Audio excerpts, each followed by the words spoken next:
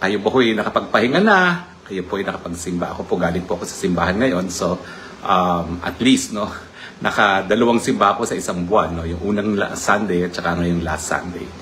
At marami naman tayong dapat pasalamatan sa Panginoon at marami rin tayong hinihingi na tulong sa Panginoon. Dahil napakahirap po talaga na mawalay sa pamilya at maraming mga karamdaman, maraming mga pagsubok na hinaharap.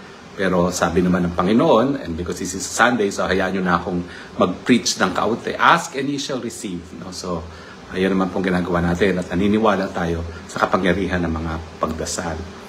Now, ngayon po pag-usapan natin na basura na po yung dalawang motion ni Tatay Digong sa ICC. Unang-una, yung para sa interim release, para sana siya ay panandaliang makalaya. At pangalawa, doon sa motion to dismiss na walang jurisdiction ng hukuman. Now, ano ba ho ang mangyayari sa susunod? No?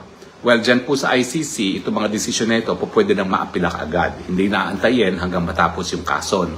So, parehong motion po ay po pwede nang maapila sa Appellate Tribunal. Now, pero ang tanong, ano ba ho ang pag-asa ni Tatay Digong? No? Doon sa dalawang motion na yan, o apila na ihahain ng mga abogado ni Tatay Digong o na ihain na. Yung una-una, yung interim release, at saka pangalawa, yung lack of jurisdiction. Well, pareho po importante yan. Kasi yung interim release, 80 anyos na po si Tatay Digong, nahuhulog, tumatama ulo, nawawalan ng malay, talagang hindi na po siya makakatagal dyan. At ako ho, dahil ako po ay tumira sa refugee center, ang problema po dyan, dito sa Holland, wala po silang kitchen sa mga kulungan. Ang pagkain po ng lahat ng pinapakain ng Dutch government ay ino-order sa isang kumpanya. At ang sinisilbi po sa mga kinakailangan na mapakain ng Dutch government ay yung microwavable meals. No? Unfortunately, ako po, hindi ko talaga makain yan. Kaya nga, ang laki nang nawala sa aking timbang. At siguro ganyan din ang nararanasan ni Tatay Digong. Kaya ang bilis din na pumayat ni Tatay Digong. Yan po yung mga microwavable. Hindi ko po makain talaga. Yung konting nakakain ko, yung manok, napakaliit naman po. Isang maliit na yung parte ng paa, na hindi pa yung buong paa, no? Kundi yung nasa baba lang, yan lang nakakain ko. Kaya nung ako'y nasa refugee center, ako'y lumalakad ng 45 minutes papunta at 45 minutes pabalik para lamang makabili ng makakain ko pagkain sa pinakamalapit na grocery. Ganun kay layo po yung refugee center sa pinakamalapit na grocery. No? So ako po, nabuhay ako dun sa refugee center ng 5 linggo kasi nakakabili naman ako sarili kong pagkain. Si Tatay Digong, hindi naman po pwedeng bumili ng sariling pagkain, forced to good siya, kaya naintindihan ko kung bakit siya nawalan ng napakalaking timbang. No? So, kailangan talaga makalabas siya sa kulungan, maski hindi sa Pilipinas, para lamang, unang-una, may magbantay sa kanya, pangalawa, makain niya yung gusto niyang kainin, dahil po pwede naman siya magpaluto kapag meron na siyang sariling tahanan. So, importante sa lalong mabilis na panahon na magkaroon din ng interim release. At syempre yung jurisdiction, para sa hindi nakakaintindi po, no? Ang jurisdiction ay yan po yung kapangyarihan ng isang hukuman para litisi ng isang tao para sa krimen na nagawa at saka kung merong jurisdiction yung hukuman sa tao na linilitis. No? At ibig sabihin po niya kapag nagwagi yung sinasabi ni Tatay Digong na walang jurisdiction kasi nagsimula yung preliminary investigation 2 taon na ang nakalipas matapos tayo magbitiw sa ICC, wala na pong kaso. Dismiss na yan. Kaya napaka-importante po ng jurisdiction. Well, ano pong tingin ko no, sa dalawang motion? Well, tatapatin ko po kayo. No? Medyo dehado tayo. Kasi bilang isang abogado, talaga namang po kapag nagdesisyon na ang isang naunang hukuman, hindi mo masasabing 50-50 ang chances mo. No? More of 60-40. 60 na hindi ka mananaig, 40 na po pwede kang manaig. Now, dun sa dalawa, ang tingin ko, mas mahirap makamit yung interim release. Bakit? Well, kung babasahin niyo po na mabuti yung desisyon, no? Unang-una, ang sabi ng hukuman, hindi kasi in-address ng mga abogado ng Tatay Digong yung issue kung malakas ba yung ebidensya labang kay Tatay Digong. Wala pong pagkakaiba yan sa proseso sa Pilipinas na po pwede ka magkaroon ng interim release pero dapat ipakita mo that the evidence of guilt is not strong. At sa ngayon naman, wala pang finding na meron man lang probable cause. So, importante na nung paghingi ng interim release, kinuwestiyon na yung ating yung issue kung malakas ang ebidensya o hindi. At ang sabi ng hukuman, hindi naman daw in-address yan, no? Doon sa motion ni Tatay Digong. At pangalawa, Dahil ang sabi ng mga abogado ni Tatay Digong, nagsabi ang prosecution na hindi na nila tataluhin yung issue na siya ba ay flight risk, siya ba ay po pwedeng gumawa pa ng ibang mga krimen, hindi na masyado diniscuss yan ng mga abogado ni Tatay Digong dahil nagkaroon daw ng commitment itong mga prosecutor na wag nang i-challenge yung issue na kung siya ay magiging flight risk o siya ay baka kagawa pa ng ibang mga krimen, no? Habang siya ay nasa panandaliang kalayaan. No? Pero ang sabi ng hukuman, kinakailangan pa rin i-discuss yan isa-isa. No? Well, kung maaalala nyo, nagsalita naman yung abogado ni Tatay Digong na sinabihan daw siya talaga ng mga prosecution na hindi na sila tutultol sa provisional release. Siyempre, maraming sa ating nagtaka na bakit inanunsyo yun. Kasi kung merong ganyan talagang kasunduan, dapat yan pribado na lang. Kasi siyempre, kung maisa publiko, baka na maisipin ng tao, lalong-lalo na yung mga biktima na nagkukonsabahan ang prosecution at ang depensa. No? So anyway, anong tingin ko dun sa interim release? Well, ulitin ko po, no? Sa buong kasaysayan ng ICC, sa pre-trial chamber, hindi pa po sila nagbibigay ng interim release sa kahit sino na akusado ng core crimes. Ibig sabihin, akusado ng yung mga krimen na dapat linilitis talaga na hukuman. War crimes, crimes against humanity, at saka yung crime of aggression. No? Ang nabibigyan lamang ng provisional release ay yung mga akusado na accused ng paglalabag dun sa tinatawag na crimes against administration of justice. Yung mga pamimeki ng mga testimonya, pananakot sa mga witnesses. Yung mga yon na hindi naman nasasakdal for war crimes or crimes against humanity na bigyan ng provisional release. Meron pang isa po, si Lubanga. Yan po ay nabigyan ng provisional release. Siya po ay akusado ng crimes against humanity at war crimes. Pero, ang nagbigay po sa kanya, appellate chamber. Yung pre-trial chamber po, hindi nagbigay sa kanya ng provisional release.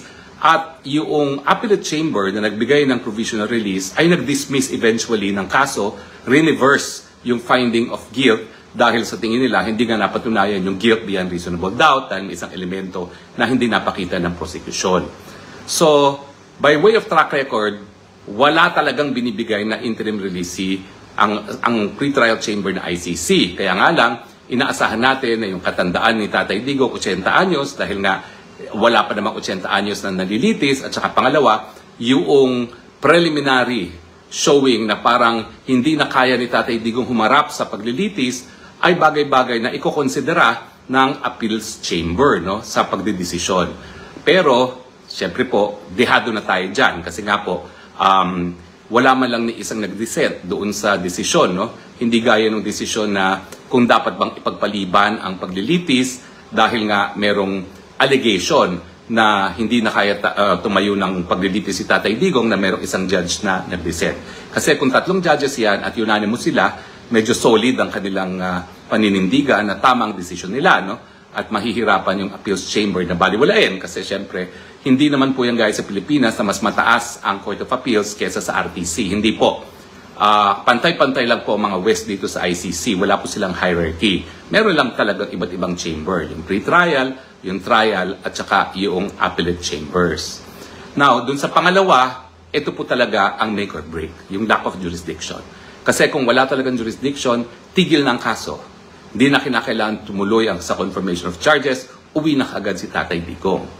Now, again, unfortunately, natalo tayo at unanimous yung 3 pre-trial chamber. Pero kung maalala ninyo, noong naunang issue ay kung dapat bang magpatuloy sa preliminary investigation ang kaso, merong 2 judges at ito yung mga talagang tunay na bihasa sa international law na Europeans din ang nag-dissent doon sa majority decision ng 3 judges sa appellate chamber na wala ng jurisdiction ang ICC kay Tatay Digong. At ang reasoning nila ay solid. Ang reasoning nila ay unang-una dahil merong karapatan ang mga miyembro na bumitiw sa pagiging miyembro ng ICC at itong sasapi nila sa ICC ang nagbibigay ng jurisdiksyon sa hukuman, hindi naman po pwede na forever sila ay masasakop ng jurisdiksyon ng hukuman. So ang sabi ng 2 dissenting judges, ang balanse ay nakamit dahil binigyan nga ng karapangyarihan na bumitiw ang mga bansa sa pagiging miyembro at hindi sila magkakaroon ng obligasyon na forever na dapat makipagtulungan sa hukuman. ang pagbalanse dyan ay kinakailangan yung effectivity ng pagbibitiw ay sa loob lamang ng 1 taon matapos ma-deposit ang instrument of ratification. So kinakailangan ang hukuman gumalaw doon sa loob ng 1 taon matapos na mag-deposit nga ng instrument of withdrawal. At ang issue is, kailan ba dapat gumalaw ang hukuman? Ang sabi ngayon ng pretrial chamber, yung preliminary examination na ginagawa ng prosecution lamang nang walang kahit anong partisipasyon sa hukuman ay sapat ng dahilan para makonclude na nagsimula na yung proseso na hindi na po pwedeng itigil kung ang isang bansa ay bibitiw sa pagiging miyembro ng ICC.